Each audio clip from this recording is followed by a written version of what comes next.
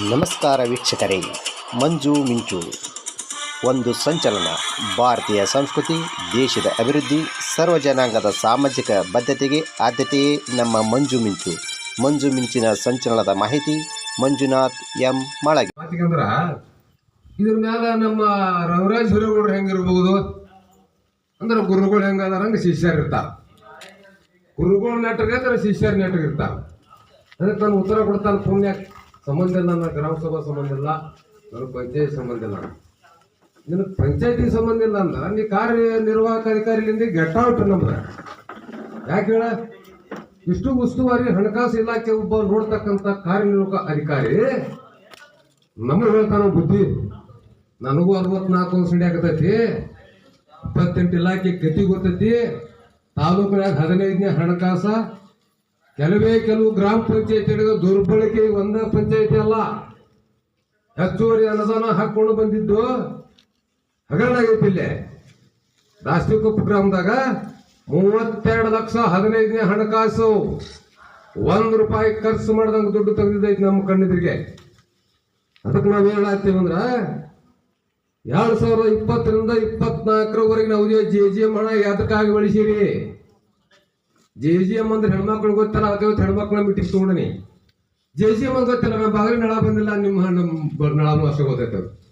JJM ಅಂದ್ರ ಪ್ರಧಾನಮಂತ್ರಿ ಅವರು ಮನೆಗೆ ನೀರು ಕೊಡುವಂತ ಒಂದು ಕಾರ್ಯಕ್ರಮ. ಪ್ರಧಾನಮಂತ್ರಿ ಅವರು ಇವತ್ತ ಪರಿಸ್ಥಿತಿ ಊರಾಗ ಹೋಗಿ ಎನ್ಕ್ವೈರಿ ಮಾಡ್ರಿ, ಎಷ್ಟು ಮಂದಿಗೆ ನಳ ಬಂದಾವು, ಎಷ್ಟು ಪೈಪ್ ಮ್ಯಾಲದಾವು ಅವನು ತನಿಖೆ ಮಾಡ್ರಿ. ಇದ್ರಾಗ ಎಷ್ಟು ದುಡ್ಡು ಹೊಡೆದ್ರಿ ಗೊತ್ತಾಗಬೇಕಾಗೈತಿ. ನಿಧಿ ಬಂದ್ರಾಗ ಲಕ್ಷಗಟ್ಲೆ ವಿದ್ಯುತ್ ನೀರು ಸಾಮಗ್ರಿ ಖರ್ಚು ಮಾಡಿರಿ, ಲಕ್ಷಗಟ್ಲೆ ಖರ್ಚು ಮಾಡ್ರಿ. ಇದಕ್ಕಿಂತ ಇನ್ನು ಹೆಚ್ಚಿನ ಅಂಕಿ ಐತಿ. ಇದಕ್ಕೆ ಉತ್ತರ ಕೊಟ್ಟಿಲ್ಲ 4 ವರ್ಷ ಆದ್ರ. ಆಮೇಲೆ 15ನೇ ಹಣಕಾಸಿನ ಅಂದಾಜು 1,40,00,000ಗಳವರೆಗೆ ನೀರು ಮತ್ತು ವಿದ್ಯುತ್ ಸಾಮಗ್ರಿ ಪಟ್ಟಿ ಖರ್ಚು ಹಾಕ್ಯಾರ್ರಿ. ಏನ್ರಿ ಪಂಚಾಯತಿ ಆಡಳಿತ ಕಾರ್ಯನಿರ್ವಾಹಕಾರಿ ನಿದ್ದೆ ಮಾಡ್ತಾನ? ಇಷ್ಟೆಲ್ಲ ಅದ. ಆ ಅವಧಿ ಒಳಗೆ ಯಾವುದೇ ಅಭಿವೃದ್ಧಿ ಕಾಮಗಾರಿ ಕೈಕೊಂಡಿಲ್ಲ ಅವರು. ಹಂಗ್ರ SC ST ಹಣ ನೋಡ್ರಿ, ಗೌರ್ಮೆಂಟ್ SC ಮಂದಿಗೆ ST ಮಂದಿಗೆ ಏನೋ ದುಡ್ಡು ಬಿಡದ ಬಡವ್ರು ಇರ್ತಾರ. SC ಕಾಲನಿ ಒಳಗ ಹರಿಜನ ಗಿರಿಜನ ಬೋವಿ ಸಮಾಜದ ಮಂದಿ ಇರ್ತೈತಿ.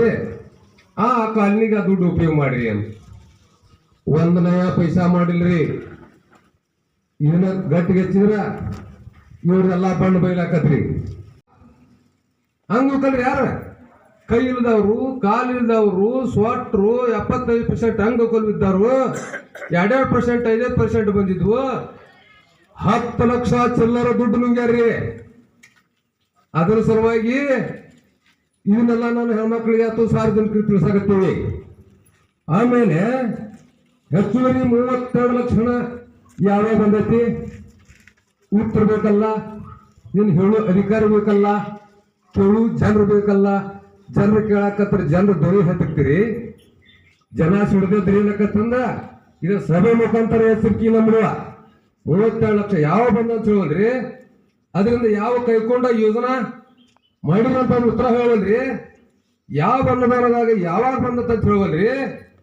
ಸರ್ಕಾರ ಆದೇಶ ಏನೈತೆ ಪೂರೈಸಬೇಕು, ಇದ್ರಾಗ ಯಾವುದೇ ಕಾಮಗಾರಿ ಆಗಿಲ್ಲ.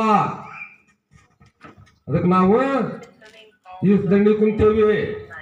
ಧರಣಿ ಅಂತ ಹೇಳೋ ಕಾರಣ ನಮ್ಮ ಗ್ರಾಮಗಳು ಧರಣಿ ಅಂತ ಗೊತ್ತಲ್ಲ, ಈಗೆಲ್ಲ ಕುಂತಾರ, ಇದೆಲ್ಲ ಇದಕ್ಕೆಲ್ಲ ಧರಣಿ ಅಂತಾರ. ಇದಕ್ಕೆ ತಿಳಿಸಿ ಹೇಳಬೇಕು ಧರಣಿ ಅಂತಾರ. ಎಷ್ಟು ದುಡ್ಡು ಹೊಡೆದಕ್ಕೂ ಧರಣಿನೂ ಅಂತಾರ, ಎಷ್ಟು ಅವ್ಯವಹಾರ ಆಗೈತೆ ಅಂದಕ್ಕೂ ಧರಣಿನೂ ಅಂತಾರ.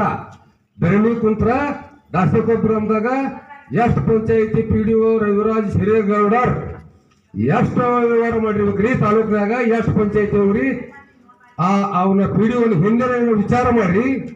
ಯಾವ ಗ್ರಾಮ ಪಂಚಾಯತಿಗೆ ಹೋಗ್ಯಾನ ಕುಲೋತ್ಸವ ಬಗ್ಗೆ